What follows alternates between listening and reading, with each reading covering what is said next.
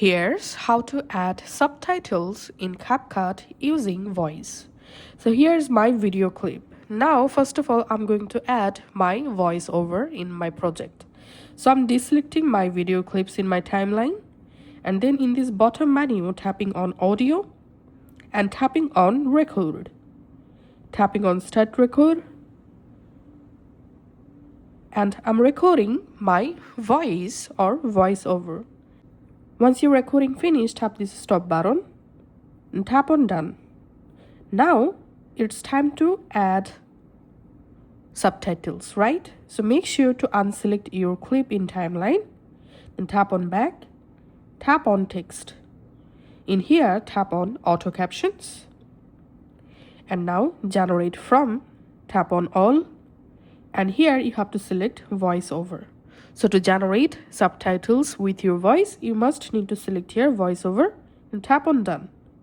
Then tap on spoken language and choose here your spoken language. The best option is you can choose your auto detect. Tap on done. And now here you get a bunch of different subtitles or captions template. You can actually select any of them for your video. So in my case, I'm selecting this caption or subtitles and tapping on generate. And here you can see CapCut is now generating subtitles from my voice. Once done, here we can see the subtitles added. Hello Aurora, tell me about yourself.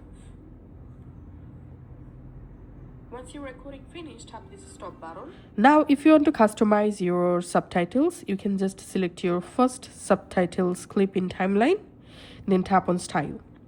And now from here, you can actually choose a different template. You can go to fonts to select a different fonts for your subtitle. You can go to styles to customize your text color, size, opacity, stroke, shadow, etc, etc. You can go to effects to add effects to your subtitles. So this is how we can actually make subtitles with our voice. Thanks for watching.